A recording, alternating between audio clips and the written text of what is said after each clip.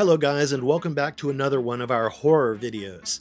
Today we'll be talking about 10 underrated horror cult classics from the 60s and 70s that were way ahead of their time. These movies helped open the door for many later horror ideas, even though they were often overlooked, sidelined, misunderstood, or appreciated properly only years after release. Now, I know a lot of you find old horror movies lame without ever giving them a real chance. But trust me, go give these movies a try, and you may well be proved wrong. I love these films, and that's why we've put together this video for you. And hey, one small disclaimer before we begin, there will be spoilers, so let's get down to it, shall we?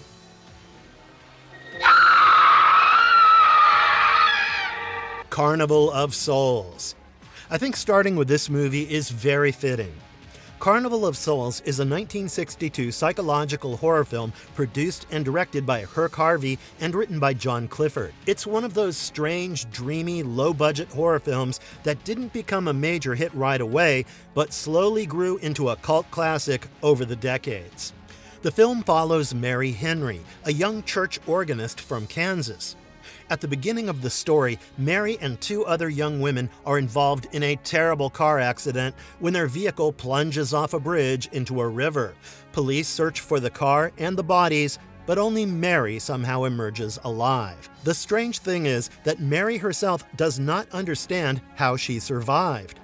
She doesn't remember escaping the drowned car or swimming to shore. After the accident, Mary moves to Utah and takes a job as a church organist, hoping to leave the trauma behind. But escape is not that simple. Soon, she begins seeing a pale, ghoulish man who seems to be stalking her. In the credits, he's only known as the Man.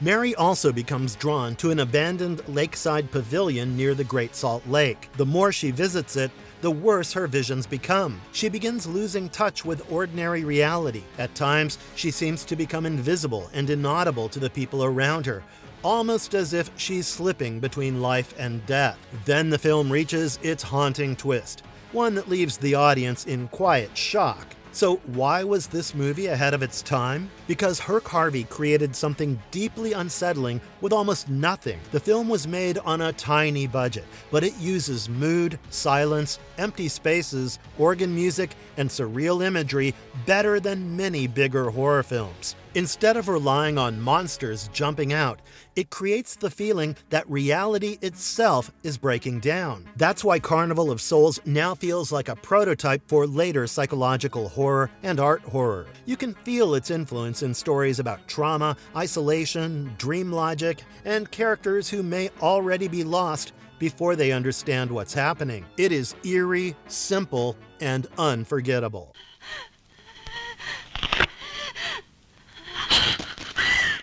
Onibaba. Next we have Onibaba from 1964, which literally translates to Demon Hag. And honestly, this film is insane. I genuinely didn't expect this much modern thinking from a 1960s horror movie. Written and directed by Kaneto Shindo, Onibaba is a Japanese historical horror film that blends folklore, erotic tension, anti-war critique, violence, survival, and class struggle.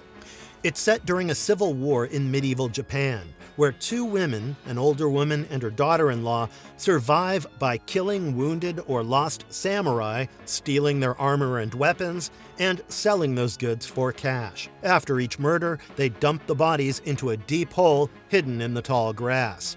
Their brutal routine changes when a man named Hachi returns and tells them that Kichi, the younger woman's husband and the older woman's son, is dead.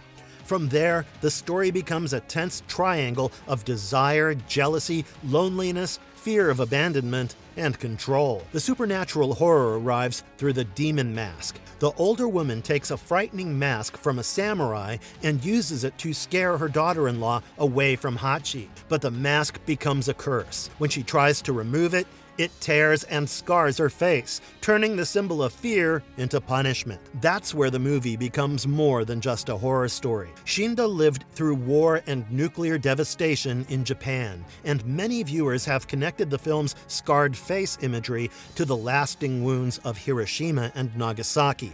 Even when read more broadly, the mask clearly works as a symbol of war, shame, punishment, and dehumanization. What makes Onibaba so ahead of its time is how physical and political it feels. The horror is not just the demon mask. It's hunger, it's war, it's sexual repression, it's poverty, it's the way desperate people become monstrous because the world around them has already become monstrous. This is folk horror, body horror, war trauma, and erotic psychological drama all at once.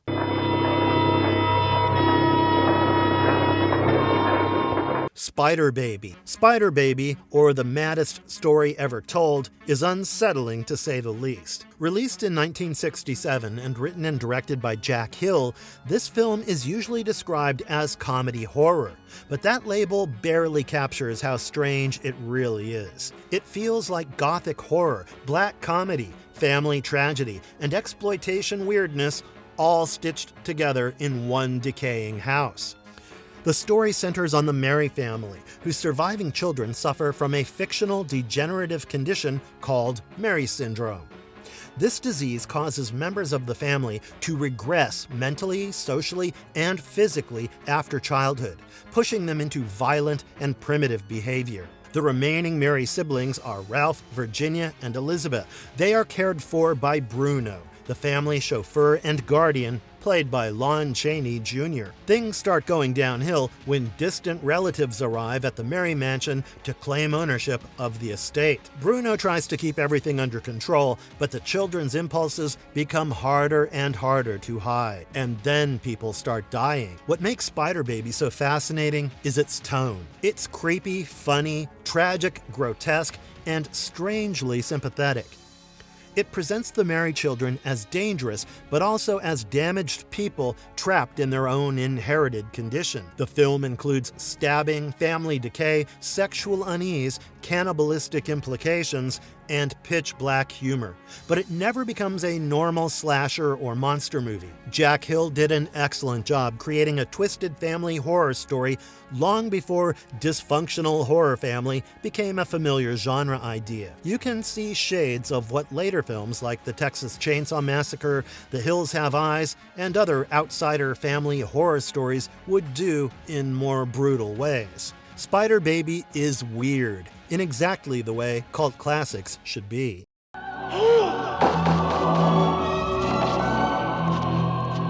The Cremator. Now, this is a movie that will leave you uncomfortable. The Cremator is a 1969 Czechoslovakian dark comedy horror film directed by Uri Hertz and based on a novel by Ladislav Fuchs. It was even selected as Czechoslovakia's entry for the Best Foreign Language Film category at the Academy Awards, although it was not nominated. Later, it won major recognition at the Sitges Film Festival. Set in 1930s Prague during the rise of Nazi influence, the film follows Karl Kopferkingel, a cremator who believes deeply in the spiritual importance of cremation. At first, he presents himself as polite, cultured, hardworking, and almost gentle, but slowly the mask comes off. Kopferkingel becomes increasingly obsessed with death, purity, reincarnation, and liberation of the soul. He quotes from writings on Tibetan mysticism and believes cremation frees people from suffering. But as Nazi ideology begins poisoning the world around him, his spiritual language turns into a justification for murder. His friend Reinke pushes him toward Nazi thinking, convincing him that he should support the new order. Kopferkingel's beliefs then twist into something monstrous. He begins rationalizing the killing of his own Jewish wife and children as a kind of mercy or spiritual liberation. That is the real horror. Not a ghost, not a demon, not a masked killer, a man who can turn murder into a moral duty in his own mind. The Cremator is terrifying because it shows how bureaucracy, ideology, and spiritual language can be used to hide cruelty. Kopferkingel doesn't see himself as evil, he sees himself as enlightened, and that makes him even scarier. The film's editing, camera work, music, and surreal imagery make his descent feel like a nightmare. It's satirical, grotesque, political, and psychologically disturbing. No wonder it's often considered one of the greatest films made in Czechoslovakia.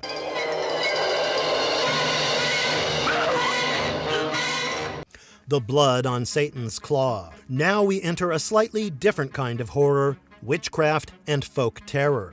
The Blood on Satan's Claw is a 1971 British supernatural folk horror film directed by Piers Haggard.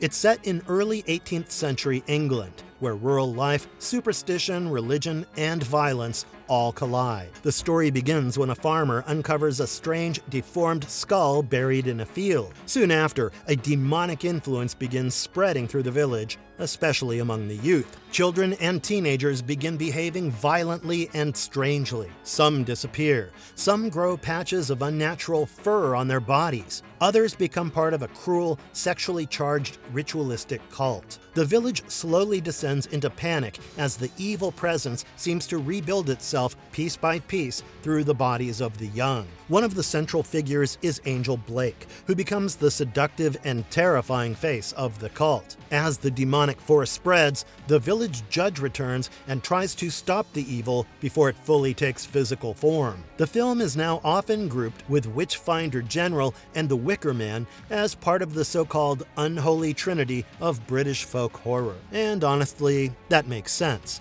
The Blood on Satan's Claw uses the countryside not as a peaceful escape, but as a place of buried violence and ancient evil. The fields, churches, barns, and woods all feel dangerous. The land itself feels infected. What makes it ahead of its time is the way it connects folk belief, youth rebellion, religious fear, and bodily corruption. It's not just a witchcraft movie, it's a story about a community losing control of its children, its faith, and its sense of reality. It feels old and modern at the same time.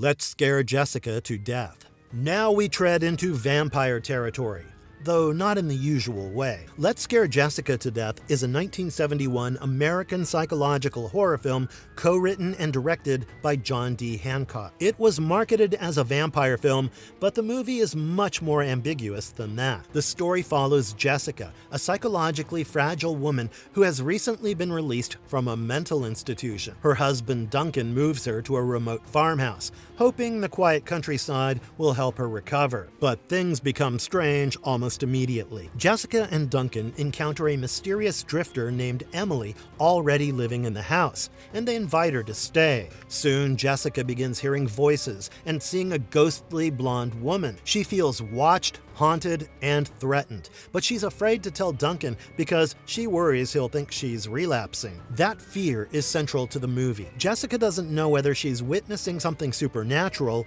or losing her grip on reality. And the audience doesn't fully know either. The mystery deepens when Jessica learns about the former owners of the house and begins connecting Emily to a dead woman from the past. Bite marks, strange townspeople, disappearances, and ghostly visions all suggest something vampiric or undead may be happening. But the film never makes everything clean and simple, and that's why it still works. Director John Hancock wanted the audience to question Jessica's perspective. Is this a vampire story? A ghost story? A mental breakdown? Gaslighting? Some combination of all of it. The film treats mental illness, unreliable perception, isolation, and psychological fear as the main horror engine long before that became common in modern elevated horror. It's quiet, sad, strange, and deeply unsettling.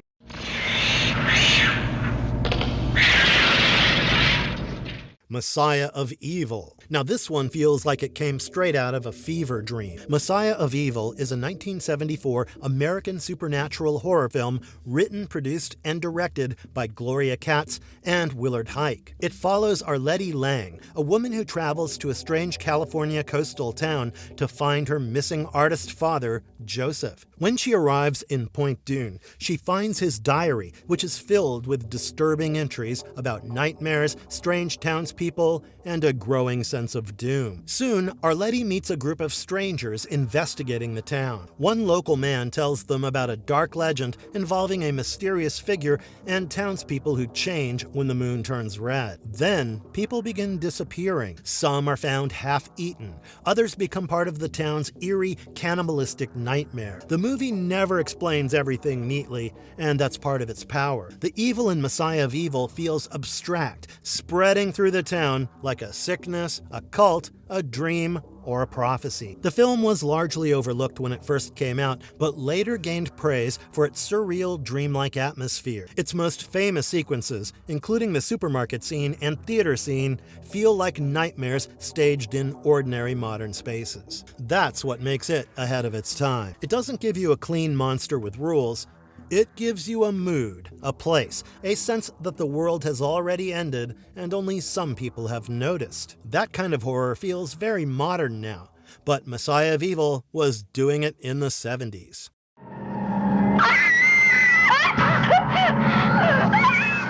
Deathdream. This film plays with the idea of the undead in one of the most heartbreaking ways possible. Deathdream, also released as Dead of Night, is a 1974 horror film directed by Bob Clark and written by Alan Ormsby. It's inspired in part by the classic "be careful what you wish for" idea of The Monkey's Paw. The story begins in Vietnam, where American soldier Andy Brooks is killed. Back home, his family receives word of his death, but his mother refuses to accept it. She desperately wishes for him to return, and then he does. Andy comes home, but something is terribly wrong. His family is overjoyed at first, especially his mother, but Andy behaves strangely. He's cold, distant, quiet, and emotionally vacant. During the day, he lies around almost lifelessly. At night, he becomes more active. Soon it becomes clear that he needs blood to keep his decaying body from falling apart. His father grows increasingly disturbed, while his mother remains in denial. The horror builds not just from Andy's undead condition, but from the family's refusal to face what war has brought back into their home. That's what makes Deathdream so powerful. It's not just a zombie movie or a vampire movie, it's a Vietnam War trauma story. Andy returns home, but he's not the same person. He's a living corpse, emotionally and physically damaged beyond repair. The film captures the nightmare of families who waited for sons to come back from war, only to find that the person who returned was changed forever. Spoiler alert, its final image, with Andy in the grave and his mother grieving beside him, is devastating. Some boys never come home, and some come home as ghosts of themselves.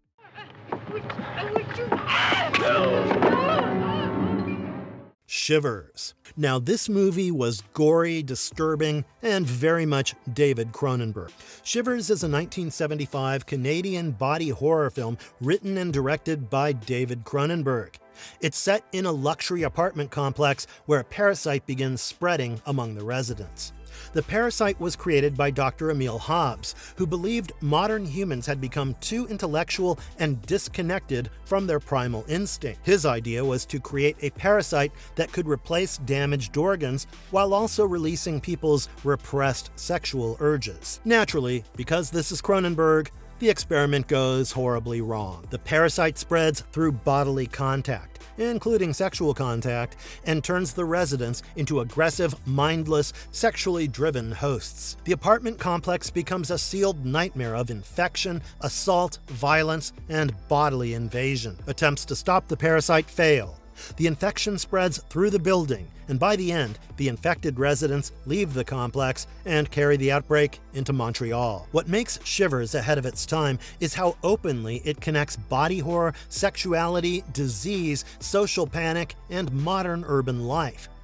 It feels like a nightmare about the sexual revolution, sexually transmitted infection, loss of self-control, and the collapse of polite bourgeois society. It was controversial, uncomfortable, and deeply unsettling. But it also announced Cronenberg as a filmmaker obsessed with the body, transformation, disease, desire, and identity. Themes he would keep exploring in films like Rabid, The Brood, Videodrome, The Fly, and beyond. Shivers is messy and nasty, but that's exactly why it matters. Your soul is damned. Nosferatu. Martin. Finally, we have Martin, released in 1977 and directed by George A. Romero. This is another vampire film, but not in the way people usually expect. The film follows Martin, a young man who believes he is a vampire. He moves in with his elderly cousin Cuda, who also believes Martin is cursed and calls him Nosferatu, but the movie constantly keeps the audience unsure. Is Martin really a vampire? Or is he a disturbed young man trapped in a family mythology that has convinced him he is one? There are no fangs, no bats, no capes, no gothic glamour, and no supernatural certainty. Martin drugs his victims, cuts them, drinks their blood, and then escapes into fantasies or memories that may not be real. The film is deeply uncomfortable because it strips vampirism down to something clinical and sad. Martin's urges are violent, sexual, lonely, and pathetic. He is not romantic. He's not powerful. He's not glamorous. He is a damaged person who believes he's a monster, and he acts like one. Romero uses the vampire myth to explore repression, loneliness, mental illness, family abuse, religious paranoia, and the way old superstitions can destroy a person's sense of reality. That is what makes Martin so ahead of its time. It turns the vampire into a realistic monster, not a seductive, immortal nobleman, but a disturbed young man who may be using mythology to explain his own compulsions. It's grim, strange, and one of Romero's most personal horror films. Please come on, we've got to leave right now, Andy, please. So guys, that was intense. These movies were strange, disturbing, political, surreal, sexual, psychological, and in many cases, decades ahead of where mainstream horror would go later. Carnival of Souls gave us dreamlike psychological horror. Onibaba turned war, hunger, and desire into folk horror. Spider Baby gave us twisted family horror before that became a whole lane. The Cremator showed how ideology can turn murder into ritual. The Blood on Satan's Claw helped define British folk horror. Let's Scare Jessica to Death made unreliable perception the real monster. Messiah of Evil gave us surreal coastal apocalypse horror. Deathdream turned Vietnam trauma into an undead nightmare. Shivers launched Cronenberg's body horror obsession. And Martin stripped the vampire myth down to something painfully human. And that's why these films still matter. They weren't just old horror movies. They were warning signs of where horror was going next. Anyway, that's all for today. Hope you guys enjoyed this video as much as I did. Don't forget to like, share, and subscribe to our channel, and comment down below which movie grabbed your attention the most, and which movie you would put on this list. My favorite is The Cremator. I'll see you guys later. Adios.